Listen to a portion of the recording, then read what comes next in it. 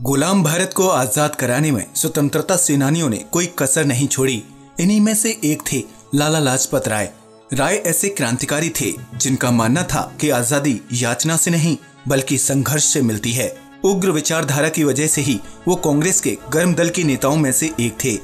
आजादी में लाला लाजपत राय की भूमिका जानने के लिए हमारी वीडियो को जरूर देखें।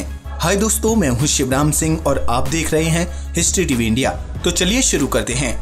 आजादी की लड़ाई के लिए जोश और जुनून का संचार करने वालों में से एक थे लाला लाजपत राय। लाला लाजपत राय का जन्म पंजाब के ढूंढके में 28 जनवरी 1865 को हुआ। उनके पिता का नाम राधा कृष्ण और माता का नाम गुलाब देवी था। पिता उर्दू के अच्छे जानकार थे, साथ ही एक स्कूल में शिक्षक भी। रेवाड़ी से राय ने प्राथमिक शिक्षा हासिल की। इसके बाद 1880 में लाहौर के सरकारी कॉलेज से लॉ की शिक्षा ग्रहण की, लेकिन 1886 में उनके परिवार को हिसार जाना पड़ा, जहां से राय ने लॉ की तैयारी की। हाईकोर्ट में वकालत करने के लिए राय 1892 में लाहौर चले गए। आर्य समाज के सदस्य।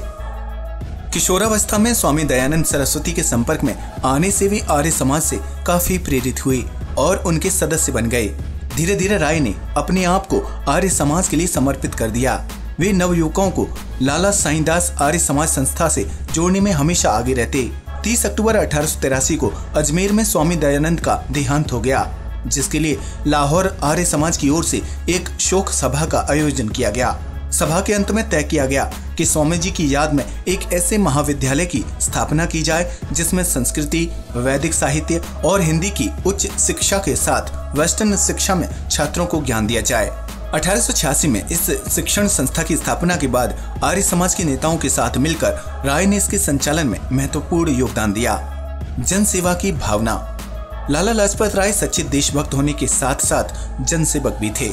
उन्हें लोगों की सेवा करना बहुत पसंद था। 1896 और 1899 में जब अकाल पड़ा तो राय ने अपने साथी लाला हंसराज के सहयोग से अकाल पीड़ितों की खूब मदद की। उन्होंने धर्म परिवर्तन के इरादे रखने वालों के मंसूबों को नाकामयाब कर अनाथ बच्चों को बचाया। लाला लाजपत राय ने बच्चों को मिशनरियों के चुंगल से छुड़ाकर फिरोजपुर और आगरा के आर्य अनाथालय में भेजा। उन्होंने छुआछूत के खिलाफ भी आवाज उठाई। 1905 में हिमाचल प्रदेश के कांगड़ा में जब भूकंप आया तो राय सेवा कार्य में जी जान से जुट गए। डीएवी कॉलेज के छात्रों के साथ भूकंप पीड़ितों को राहत सामग्री मुहैया कराई। उन्होंने पंजाब नेशनल बैंक की स्थापना में अहम भूमिका अदा की। इस तरह वे समाज सेवी के तौर पर भी लगातार काम करते रहे। राष्ट्र प्रेम के चलते छोड़ दी वकालत। युवावस्था में ही लाला लाजपत राय राष्ट्र सेवा के लिए निकल पड़े। राष्ट्र के प्रति आस्था और प्रेम के चलते उन्होंने वकालत करनी छोड़ दी। दरअसल कॉलेज के दिनों से ही वो स्वतंत्रता सेनानियों के संपर्क में रहने लगे। उनका कहना था कि आजादी के लिए जंग करना जरूरी है। इसके लिए उन्होंने क्रांतिकारी रास्ता अपनाया।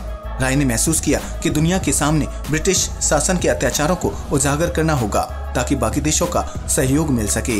इस सिलसिले में उन्होंने कई बार विदेश यात्राएं भी की। 1914 में राय ब्रिटेन गए और फिर 1917 में यूएसए। अक्टूबर 1917 में राय ने न्यूयॉर्क में इंडियन होम रूल लीग की स्थापना की। वह 1917 से 1920 के दौरान अमेरिका में भी रहे। विदेश में रहकर उन्होंने पश्चिमी देशों के सामने अंग्रेजों की गलत नीतियों को उजागर किया। वे चाहते थे कि दुनिया अंग्रेजों की वास्तविक छवि को जाने।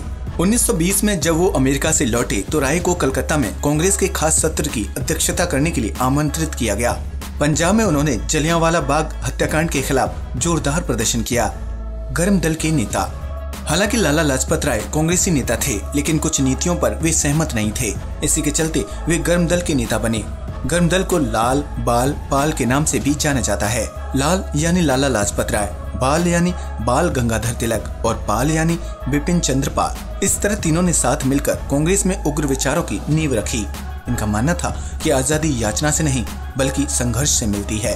कहते हैं जब राय अंग्रेजों के खिलाफ बोलते तो शेर की तरह दहाड़ते थे, इसलिए उनका नाम पंजाब केसरी पड़ा। केसरी का मतलब है शेर, और इस तरह से देश भर में राय को पंजाब केसरी के नाम से जाना जाने लगा। साइमन कमीशन वापस जाओ दिया नारा। 1928 में साइमन कमीशन भारत आया। दरअसल ये 7 ब्रिटिश सांसद का एक ग्रुप था जिसे भारत में संविधान सुधारों के अध्ययन के लिए तैयार किया गया था। इसकी अध्यक्षता सर जॉन साइमन कर रहे थे और इन्हीं के नाम पर इस कमीशन का नाम साइमन कमीशन पड़ा। जब भारतीय जनता को पता चला कि इस कमीशन के सभी सदस्य अंग्रेज हैं और उनमें एक भी प्रतिनिधि भारतीय नहीं है तो जनता का गुस्सा भड़क गया। और जगह जगह विरोध प्रदर्शन होने लगे। लोगों ने काले झंडे दिखाकर इस कमीशन का बहिष्कार किया। लाला लाजपत राय विरोध प्रदर्शन में सबसे आगे थे। इसी दौरान राय ने साइमन गो बैक का नारा बुलंद किया। पुलिस अधीक्षक जेम्स स्कॉट ने राय के मार्च को रोकने के लिए लाठीचार्ज का आदेश दे दिया। दरअसल मार्च से सीधा साधा निशाना लाला लाजपत राय ही थे, लेकिन उनके नेतृत्व में काम कर रहे युवाओं को भी बख्शा नहीं गया और उन्हें बेरहमी से मारा पीटा गया। विरोध प्रदर्शन के दौरान राय पर खूब लाठियां बरसाई गईं। क्रूर अंग्रेज सार्जेंट सैंडर्स ने लाठी से उनकी छाती पर जोर से प्रहार किया, जिससे उन्हें गहरी चोट लगी। तभी उन्होंने कठोर स्वर में कहा, मेरे शरीर पर पड़ी लाठी की हर चोट अंग्रेजी शासन के ताबूत की कील साबित होगी। इस हादसे में राय पूरी तरह जख्मी हो गए। 17 नवंबर 1928 को उनका निधन हो गया। राय की मौत के लिए पूरी तरह ब्रिटिश शासन जिम्मेदार था। चंद्रशेखर सिंह आजाद, सुखदेव, भगत सिंह, राजगुरु जैसे क्रांतिकारियों ने राय की मौत का बदला लेने का फैसला किया और ब्रिटिश पुलिस अफसर सैंडर्स को गोली मारकर बदला लिया। तो ये थी ऐसे देश प्रेमी से भरे क्रांतिकारी की कहानी, जिन्होंने अपनी जान की परवाह किए बिना जान की बाजी लगा दी। सलाम है ऐसे वीर बलिदानी को। जय हिंद, जय भारत। आज के लिए बस इतना ही। वीडियो अच्छा लगा हो तो प्लीज इसे लाइक और शेयर करें, साथ ही चैनल को सब्सक्राइब भी करें। नमस्कार दोस्तों।